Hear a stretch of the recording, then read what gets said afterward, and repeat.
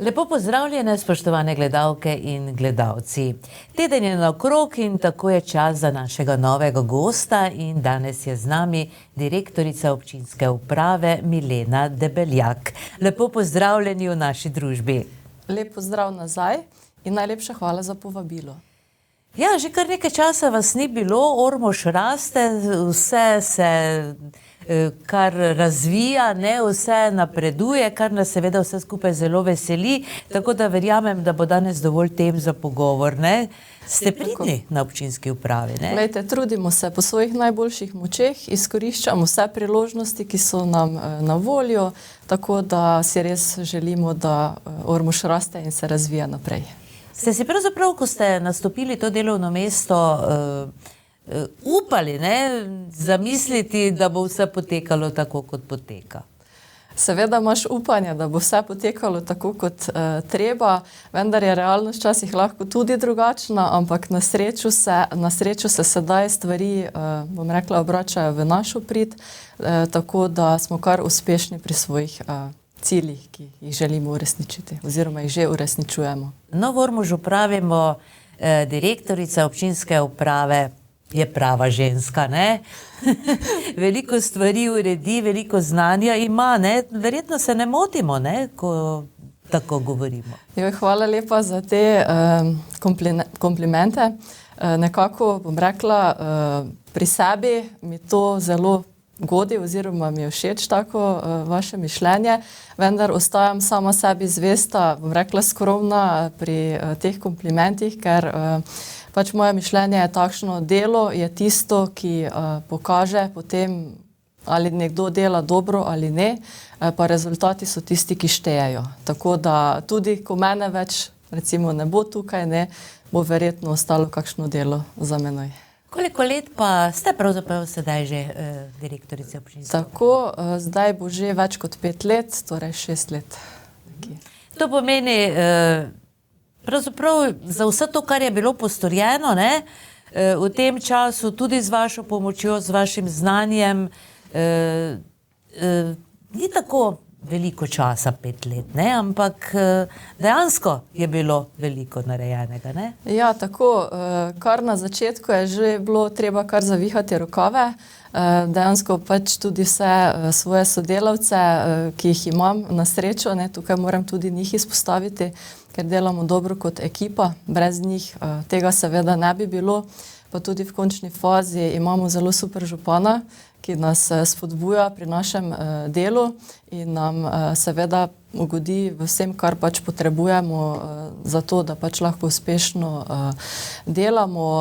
Tako da dejansko bi se zahvalila tu moji ekipi, da me podpira pri tem, kar delamo. Vsekakor pa so naše želje te, da čim več projektov izpeljamo, da pridobimo nepovratna sredstva, tako da ni potrebno lastnih sredstev toliko zagotoviti, kot če se ne bi prijavljali, tako da to je ena strategija oziroma vizija našega dela. No, vsekakor dobra ekipa, potem verjetno tudi ugoden čas, oziroma znanje, da se lahko sploh prijaviš na nek razpis, je treba kar slediti vse to, Ja, tako, zdaj sama že delam v lokalni samoupravi od leta 2007, tudi na različnih razpisih v preteklosti sem že delala, tako da bi lahko rekla, da že imam izkušnje na tem področju. Je pa, bom rekla, vsak razpis specifika, ima svoje posebnosti in dejansko ti moraš prilagoditi prijavnico na način, da dobro utemeljiš, kaj želiš z nekim projektom doseči in pa seveda, da dosežeš te cilje, ki jih sam razpis predvideva. Torej, to je ena taka smernica, ki se je potrebno držati, da dejansko zadostiš tem pogojem razpisa, da prilagodiš vsebino in da potem seveda dosežeš, kar razpis predvideva. No, verjetno pa je tudi vse predstavljamo vsi, laiki, ste kar v pripravljenosti z nekimi projekti že, ne? Tako da je takrat, ko je razpis že, imate pravzaprav vse, ne, pripravljeno. Ja, večji del že imamo potem pripravljeno. Gre za to, da spremljamo napovedi razpisov, pa tudi pač usmeritve državnih organov, ne nazadnje tudi Evropske unije, da vidimo, v katero smer bodo šli razpisi in zadeva je takšna, ne, prepozno je, da ti začneš pripravljati razpis, ko je ta razpis, torej javna objava objavljena. Takrat je večinoma že prepozno, saj so ti razpisi odprti le kratek čas.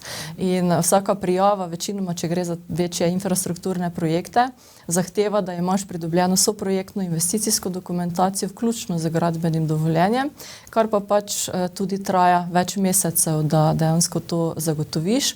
Tako da je dobro imeti projekte na zalogo, projekte uvrščene v NRP-je, v proračun, kar je osnova, in potem si lahko, bom rekla, kupiš stopnico za to, da kandidiraš. No, koliko denarja je skozi razpise bilo recimo pridobljenega lansko leto?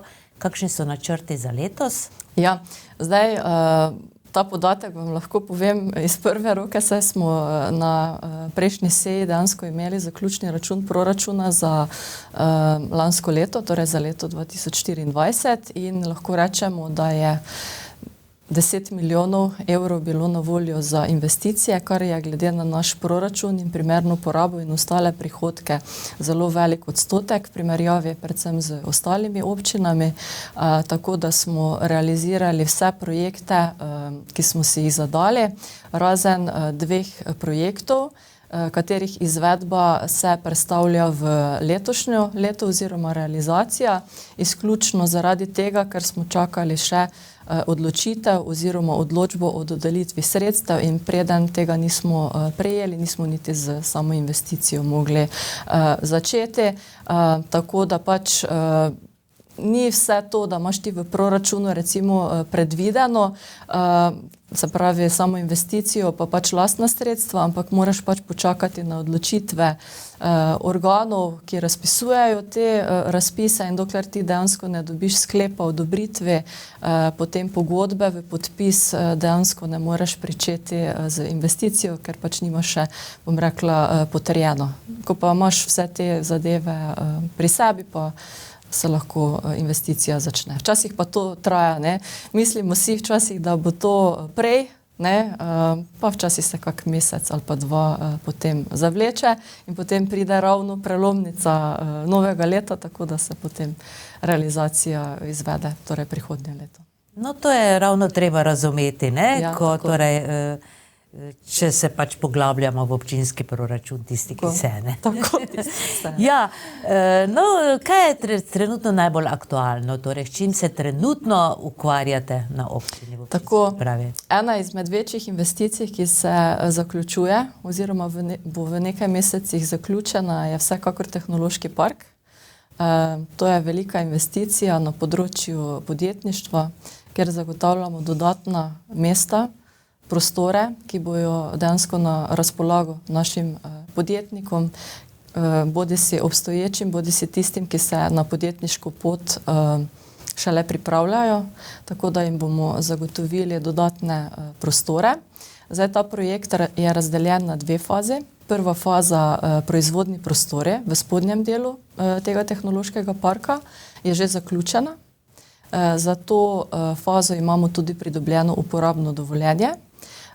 Zdaj sam objekt bo prevzel v upravljanje naš raziskovalno-razvojni center, ki bo v kratkem tudi za to prvo fazo podal razpis za vse zainteresirane, ki se želijo vključiti v tehnološki park.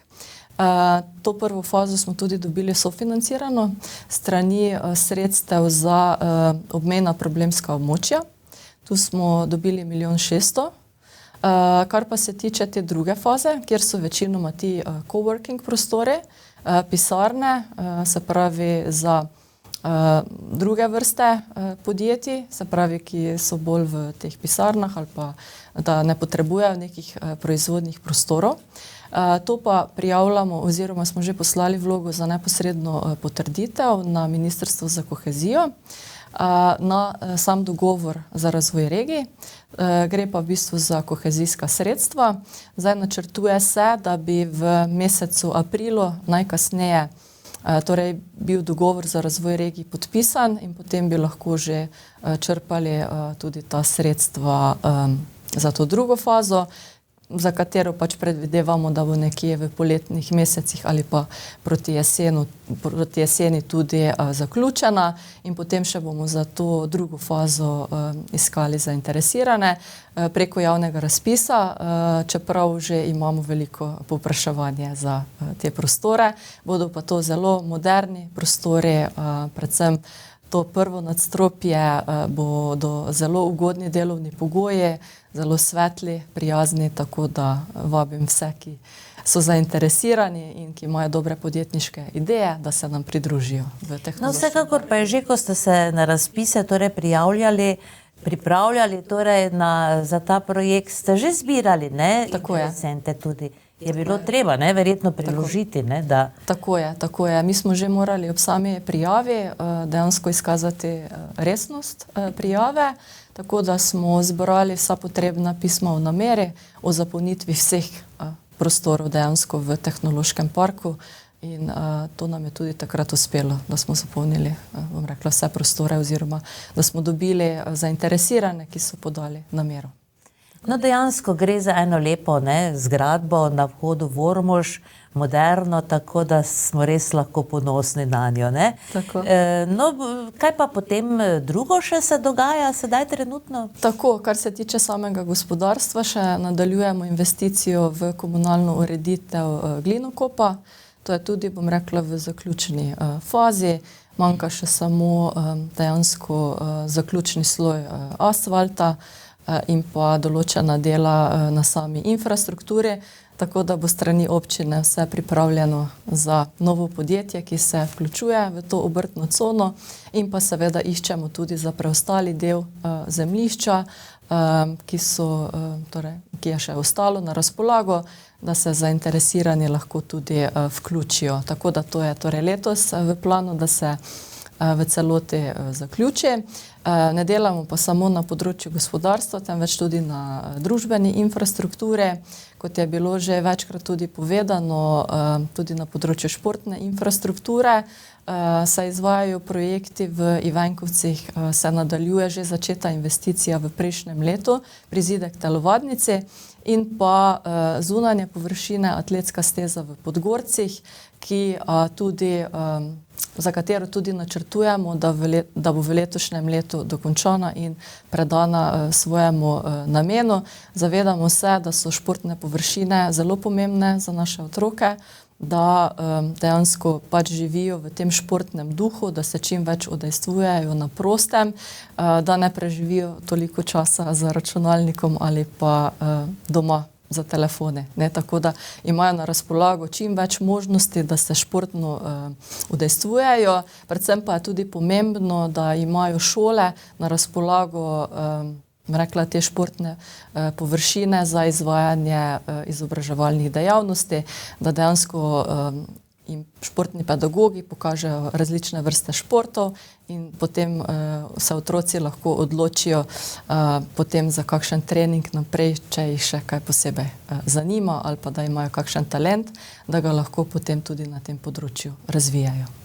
No, urejene športne površine so najbrž tudi spodbuda, ne? Torej, da se mladi torej raje zadržujejo tam, ne? Zagotovo. No, če smo že pri šolskih zgradbah, kako je s šolo v Veliki Nedelji? Ja. Kako napreduje projekt? Tako, kar se tiče osnovne šole Velike Nedelje, je potrebno izdelati ustrezno projektno dokumentacijo. Zdaj zaradi same velikosti oziroma vrednosti investicije, ki je vsekakor nad 2,5 milijona evrov brez DDV, je potrebno izvesti natečaj za izdelavo se pravi te projektne dokumentacije, tako da trenutno je v teku ta natečaj za izbiro projekta. Tu moram povedati, da sodelujemo z Društvom arhitektov iz Maribora, se pravi, ustanovljena je tudi ta strokovna komisija, ki bo potem vse prispele te vloge oziroma prijave preučila in predlagala ustrezno projektno rešitev za to našo osnovno šolo Velika nedelja.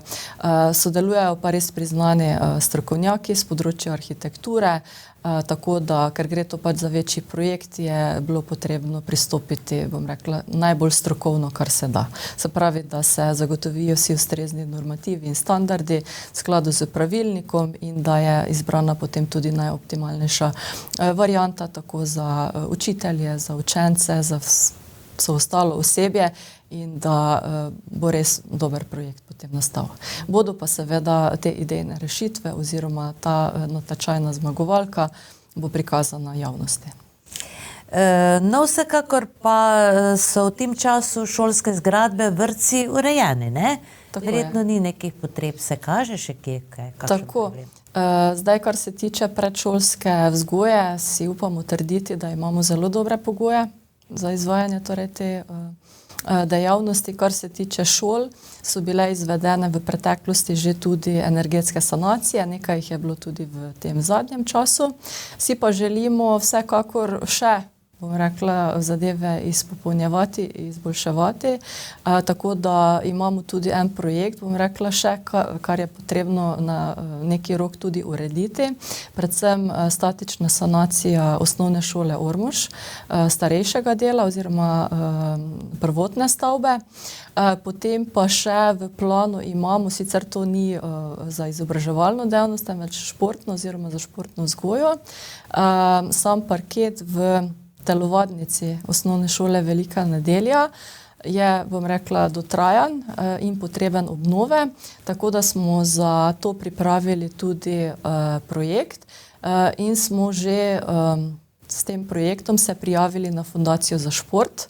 Ta razpis je bil objavljen v letošnjem letu, tako da smo v roku enega meseca potem že podali prijavo.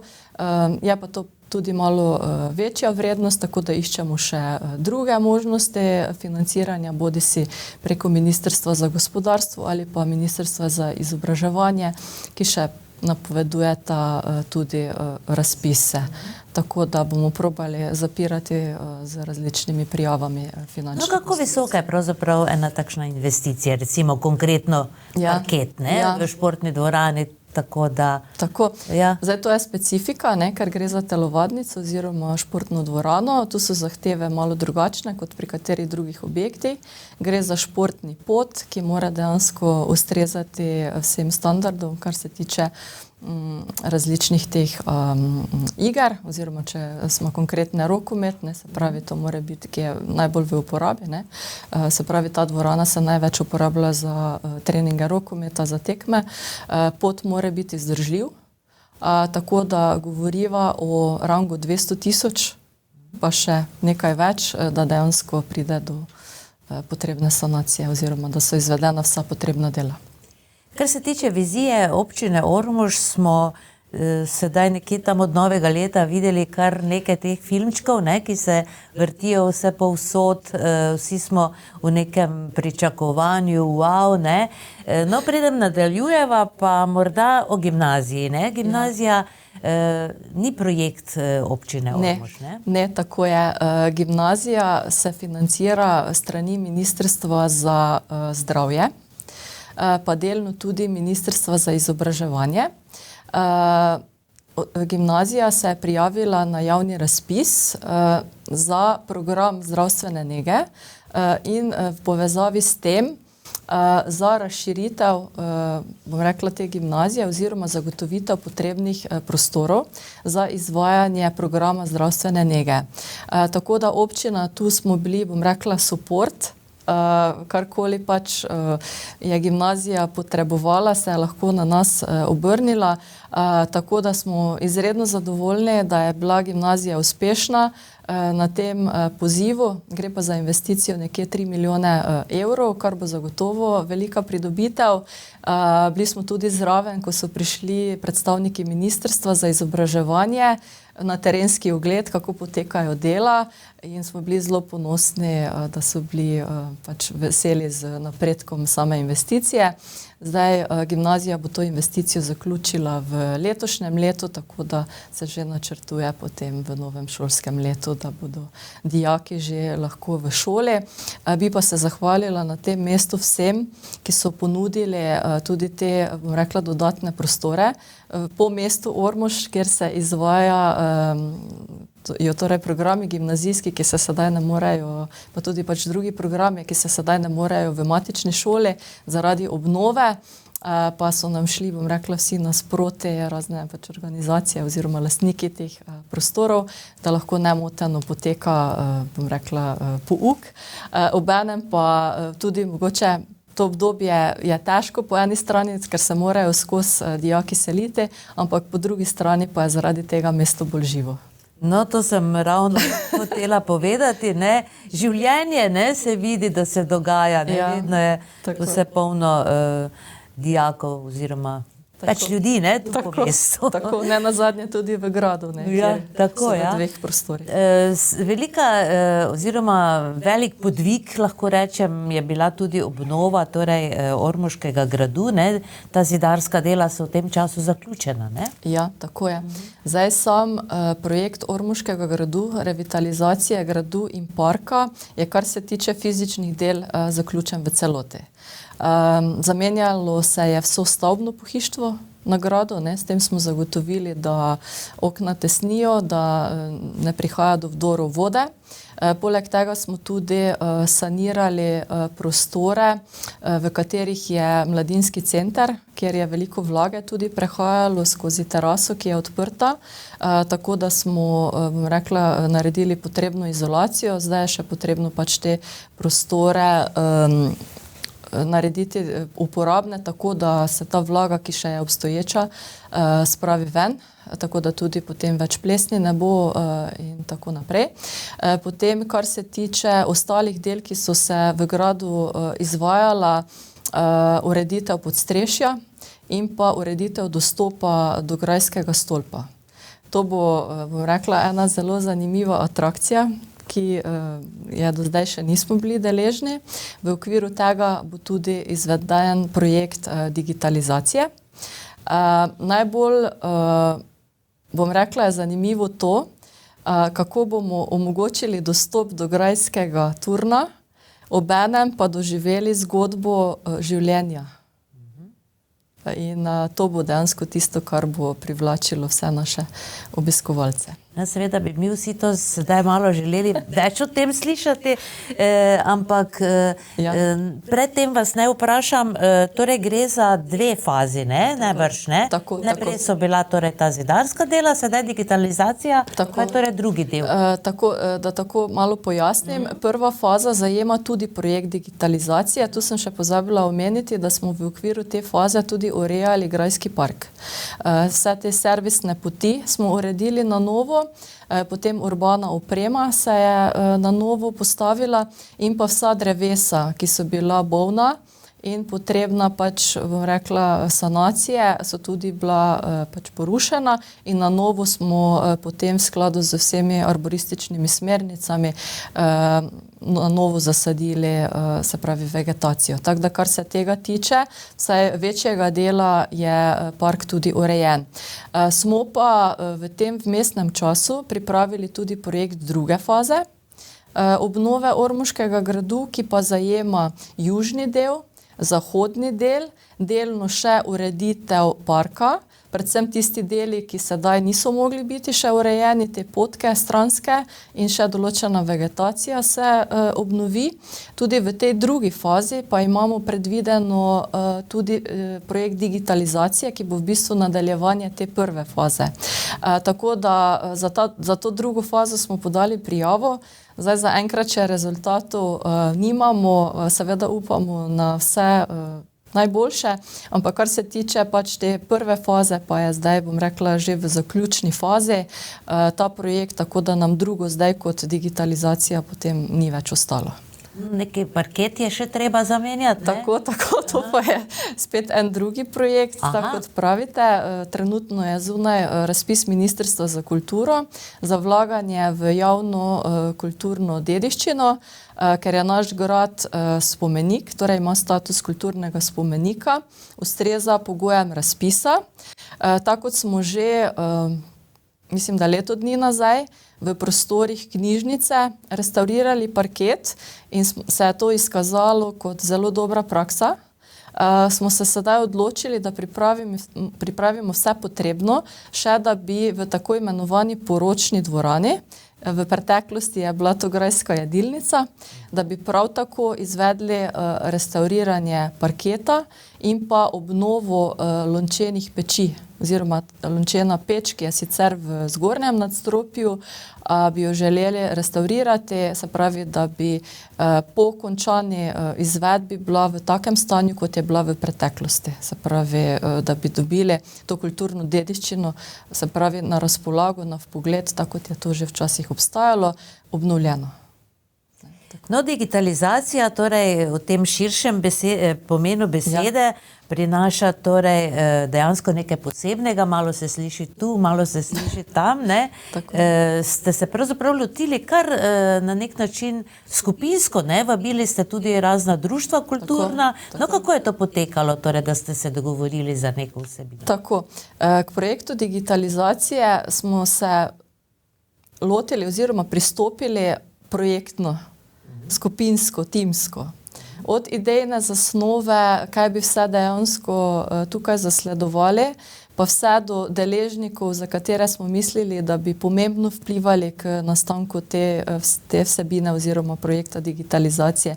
Tako da na tem mestu moram seveda omeniti naš pokrajinski muzej Ptuj-Ormož, ki vsebinsko pripravlja zadeve, kar se tiče zgodovine gradu, potem kar se tiče samih razstav, ki se bodo spostavile.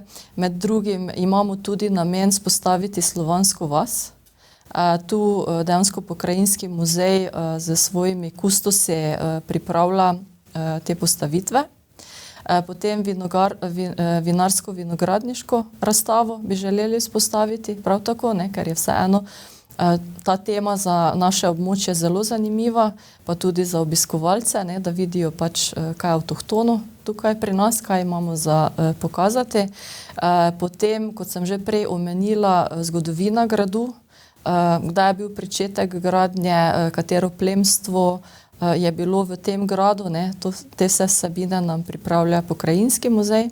Kar pa se tiče teh turističnih vsebin, pa sodeluje zraven Javni zavod za turizem, kulturo in šport občine Ormož. Tu pa dejansko se pripravljajo ti turistični produkti, ker bodo tako imenovane učne poti spostavljene. Po gradu. Tako, po gradu. Tako, moram pa povedati, da to ne bo klasično, temveč bo material, ki bo nastajal, bo v obliki filmov. Tako da dejansko se pripravljajo vsebine, scenariji. Kot ste pa že prej omenili, da sodelujejo naša kulturna društva. To je res. Igralce bomo imeli iz naših lokalnih kulturnih društev, ki bodo dejansko te vsebine, za katere smo se dogovorili, da bi jih želeli prikazovati v filmih, tudi posneli. Imamo pa tudi filmsko ekipo, scenografe, kostumografe, umetnike, tako, ki bodo sodelovali pri tem. Bi pa mogoče še eno zadevo izpostavila, kar si mi dejansko želimo, grad povezati z lokalnimi prebivalci, z lokalnimi društvi, z lokalnimi deležniki. Zato smo prišli na nek način do ene ideje, ki ima naslov Spoznajmo in očistimo grad Ormož. To ni mišljeno, da bi zdaj bilo potrebno karkoli, bom rekla se, kakšne fizične napore, kar se tiče samega čiščenja gradu, v tem smislu, temveč, da naredimo prijetno s koristnim, da obenem, ko smo v gradu, ko smo, bom rekla, v akciji, da spoznavamo tudi sam grad Ormož. Ker dejansko s tem projektom smo zagotovili dostopnost do dela gradu, ki do sedaj javnosti še ni bil dostopen.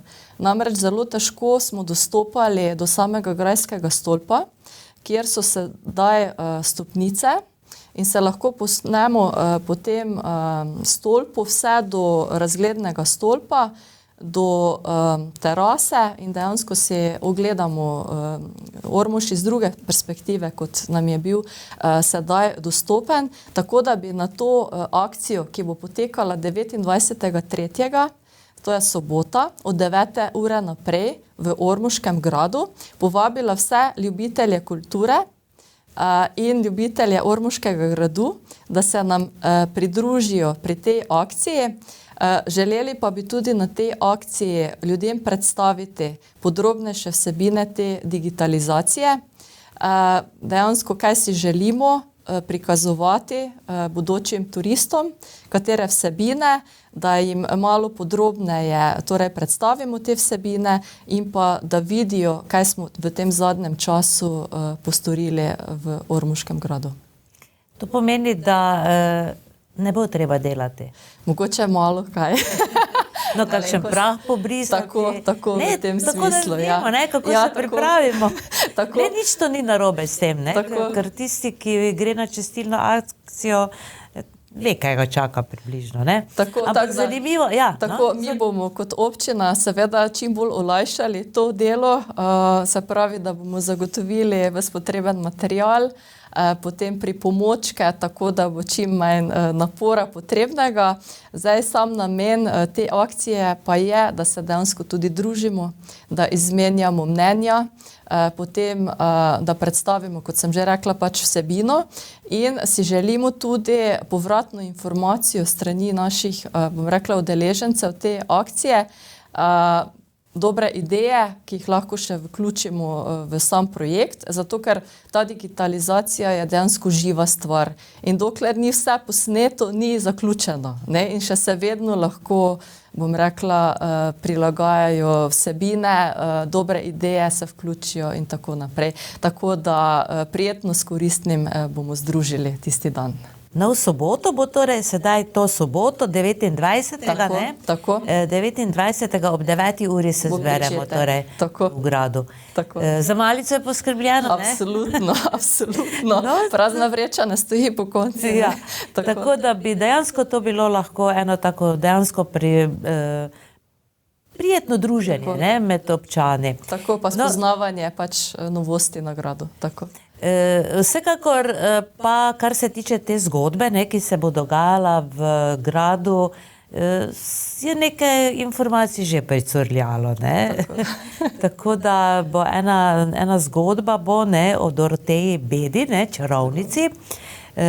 Tisti, ki smo malo starejši, smo tudi že kaj slišali o tem, tako da se mi zdi to kar nič ne boste povedali. V soboto pa se bo dalo kaj izvedeti. Ja, tako, v soboto boste lahko dobili vse podrobnejše opise. Gre pa za to, da želimo Ormoški grad prikazati kot element živega, potek življenja in nenazadnje smo se odločili pri tej gospe Doroteji Beda, ki izhaja tudi iz tega območja, se pravi, da imamo realno zgodovinsko podlago, da prikažemo njen cikel življenja. Se pravi, od takrat, ko je bila majhna deklica, pa vse do njene smrti. Oziroma še vmes, bom rekla, v starejši dobi je imela pripetljaj glede čarovništva, tako da bo to mogoče en manjši prikaz, se pravi, tega dela, ampak načeloma pa spodbujamo življenje.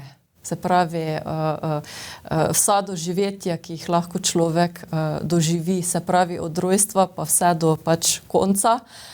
In dejansko se bodo tudi filmi na to temo posneli.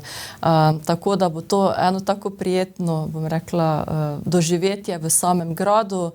Ena življenjska zgodba se odvije tukaj, v povezavi seveda z vinsko trto, kot ena paralela, Se pravi, spremljali bomo tudi v enem letu, kako vinska trta raste, brsti, dozori v povezavi z življenjem te Doroteje Beda. Tako da so tu ene paralele, ki jih želimo prikazati v tej digitalizaciji obiskovalcem. No, zelo zanimivo in ja, fajn bi bilo zvedeti še kaj več, ampak morda potem o tem drugič, ne? Če je še sedaj to malo zavito v tančico skrivnosti. Tako, pa zadeve še se, bom rekla, dopolnjujejo, pa tudi ta akcija, ki bo v soboto, nam bo zelo v pomoč, saj bodo ljudje nam dali še, verjamem, koristne ideje, predloge za dokončanje. Ja, tako da vabljene, spoštovane gledalke in gledalci, verjamem, da bo zelo zanimivo, pa najbrž tudi koristno, ne, če bomo kaj počistili. Tako.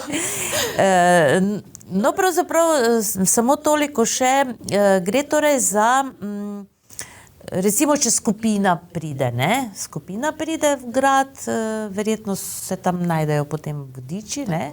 Tako. Ki bodo popeljali ljudi in verjetno tudi se bo kaj povedalo zraven, ne? Tako, recimo, se bo dalo tudi kaj popiti, pojesti, takrat ne? Tako, tu še imamo v planu eno drugo zadevo in sicer, da bi malenkost tudi TIC preuredili, kjer bi lahko se dodatna ponudba, kar se tiče vsaj gostinske ponudbe, na gradu razširila, tako da to bi bil ta del. Ko pa govorite o različnih obiskovalcih, na gradu bodo vzpostavljene različne učne poti, ki bodo prilagojene različnim starostnim skupinam. Mogoče še omenimo to, da imamo zbirko ur v samem gradu in tu vidimo eno povezavo tudi z možnostmi šol oziroma izobraževalnih ustanov, da bi na nek način dali eno vsebino glede štetja časa in da bo to potem na razpolago tem skupinam, učencem, ki bodo prišli na grad in se bodo lahko poučili o štetju časa. Bo pa seveda to povezano tudi z digitalnimi vsebinami. To je recimo ena taka učna pot štetja časa. Potem, kot smo rekli, pač življenje te Doroteje Beda, ne, se pravi, da se pride vsi obiskovalci do grajskega turna, pa dejansko do razgledne ploščadi, pa obenem lahko vidijo tudi pač ta cikel življenja. Potem vinarsko-vinogradniške vsebine tudi bodo zajete, to je mogoče malo za starejšo populacijo. Se pravi, za različne starostne skupine ljudi bo možen prilagojen ogled, seveda z turističnimi vodniki. Bo se pa tudi na gradu vzpostavila razstava filma in fotografije.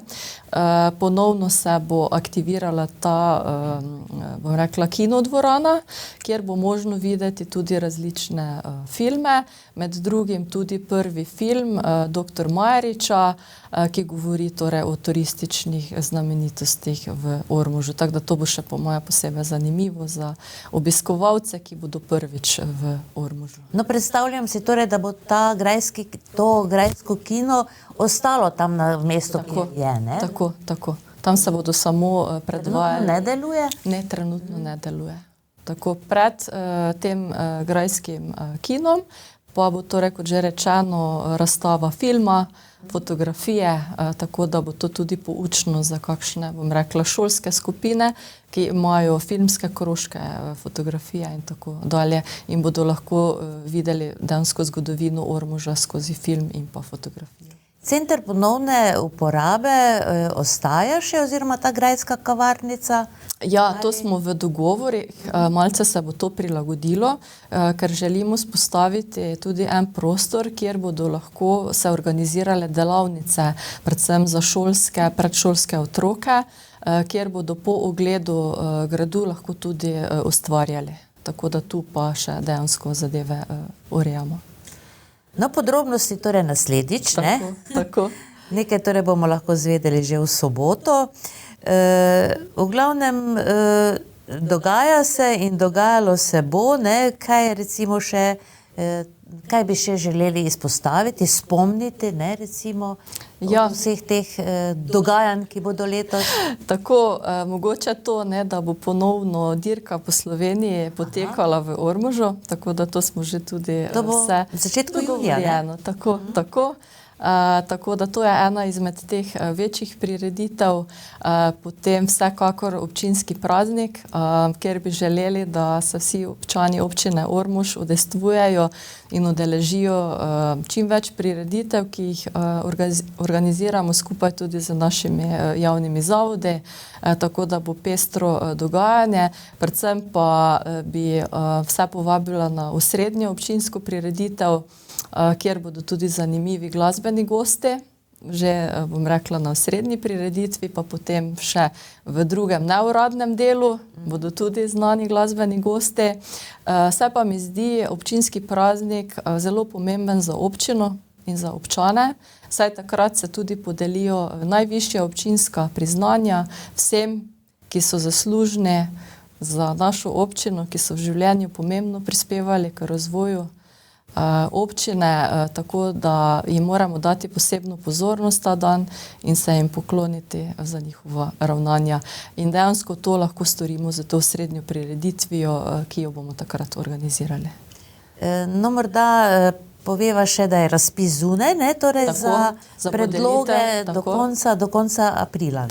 Tako da je še nekaj časa na razpolago, tako da bi prosili za predloge. Najbrž jih ne bo zmanjkalo, ne? Kaj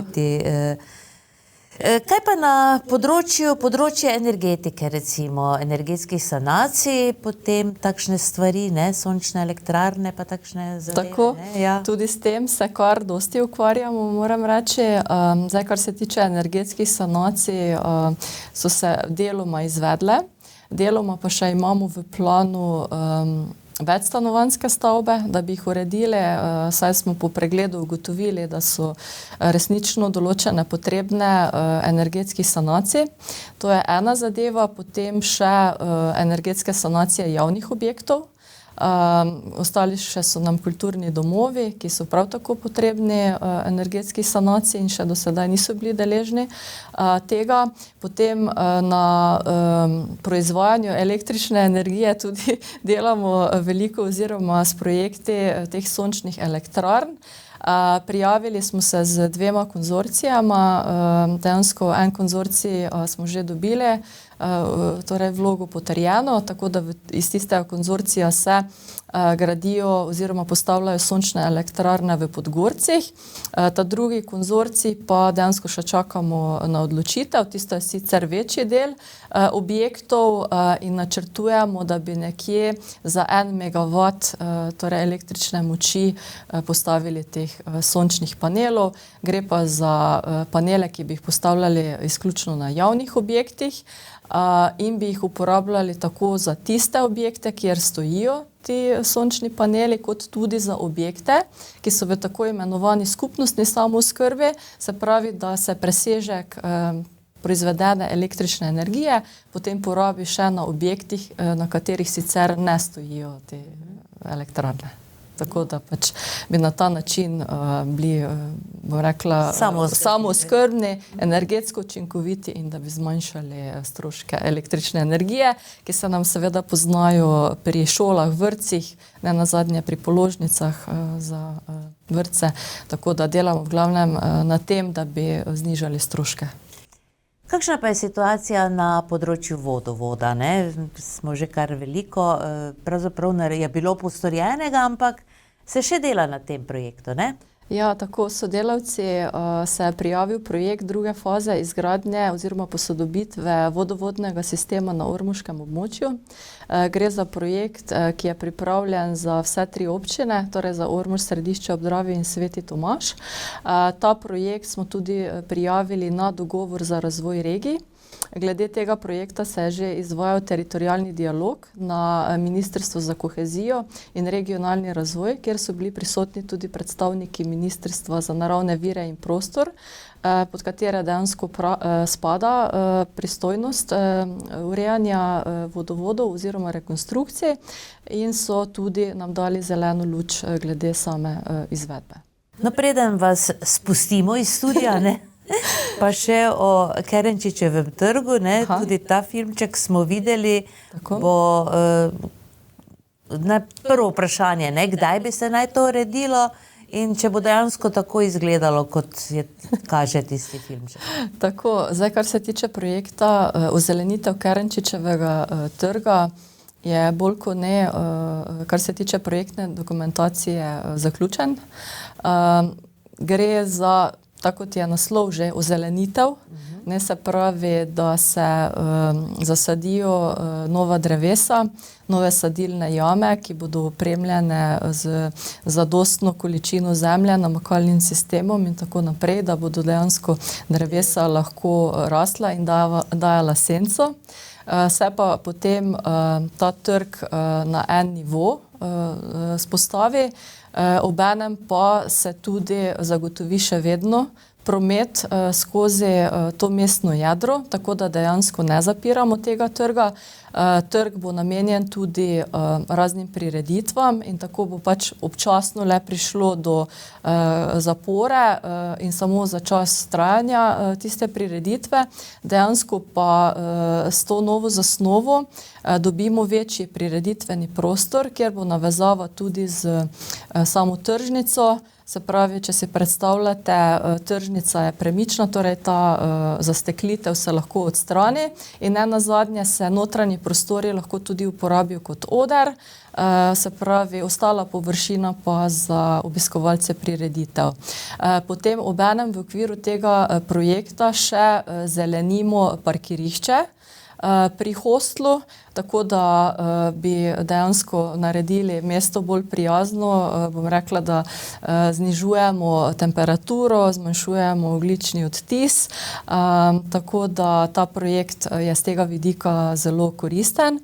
Smo pa projekt prijavili kot projektni predlog na dogovor za razvoj regij.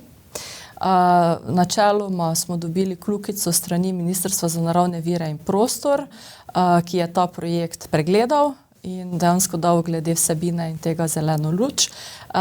Želimo pa si še, bom rekla, dobiti še kakšna dodatna sredstva, ker je projekt kar, bom rekla, stroškovno zelo zahteven.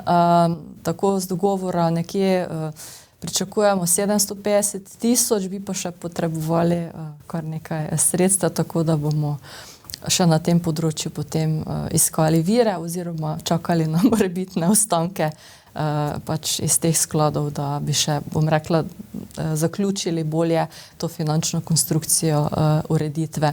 Bi pa se obenem, torej, ko bi se ta zelena infrastruktura delala, bi še vodovodno napeljavo, pa potem kanalizacijo, obenem pač vso to infrastrukturo, ki je pod tem, da rečem, oziroma v sklopu tega, se na novo uredila. Pripravljeni so tudi strani Elektra, da se zadeva tudi da v zemljo, se pravi, da ne bo več toliko kablovja po samem mestu. Tako da z njihove strani že imamo pač to zagotovilo, da ko bi se ta projekt začel izvajati, tudi oni pristopijo k temu projektu. No, kdaj pa bi to lahko bilo pod nekih predvidevanjih? Tako, zdaj zadeva je takšna. Ta perspektiva traja do leta 2029, se pravi 27 plus 2 leti, tako da nekako časovnica pričetka bi nekje v letu 26 bila in potem do konca tega roka, no. Bom rekla, bi bilo potem izvedeno. No, vsekakor bi bilo še veliko zapovedati. Jaz imam tu spisek, ne? Ja, tako. Ampak bova drugič, ne? Ja. Kar pa me najbolj veseli, pa je to, da ko boste naslednjič prišli, da nam boste zgodbo iz Ormoškega gradu povedali, ne? Takrat bo že verjetno kar dorečeno, ne? Ja, zagotovo, ker zaključek bo v letošnjem letu zagotovo.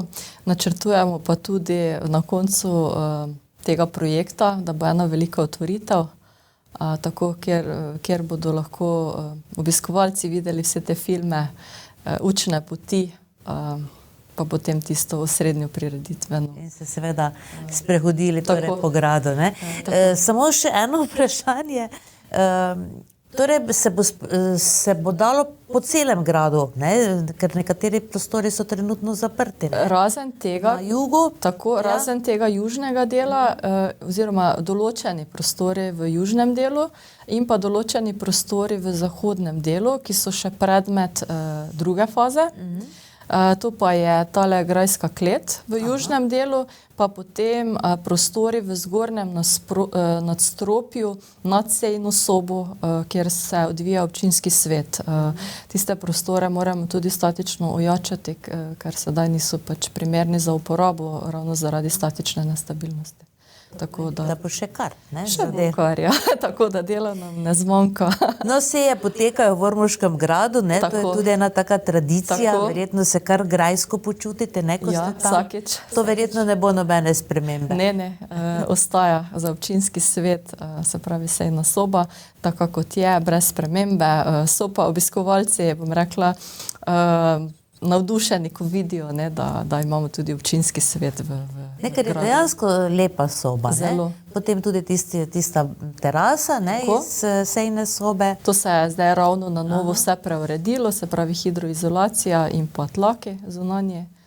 Tako da je dostopno. Da boste v pauzi, torej tisti, ki ste na seji, lahko šli malo ven na počitek. Tako. Ko je pauza na sendvič. Ja, tako. Milena, hvala lepa za danes, da vas torej preveč ne mučimo. Veliko lepega ste nam povedali, ne? Tako da kar spodbudnega, je kaj takšnega, kar je manj veselo? Ne bi vedela zdaj v tem trenutku, da bi bilo kaj takšnega, kar ne bi bilo veselo. Trudimo se, da obrnemo vse v neko pozitivno stran. Če so slučajno kakšni izzivi, se z njimi spoprimemo, soočimo, tako da iz tistega izziva potem rata nekaj dobrega. No, takšne ljudi imamo radi.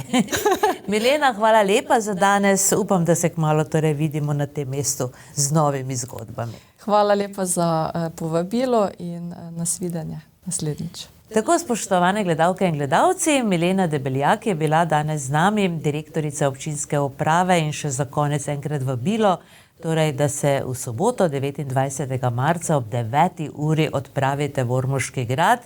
S seboj vzamete kakšno metlico, niti to ni potrebno, ne? Kot je Milena povedala, bo za vse poskrbljeno.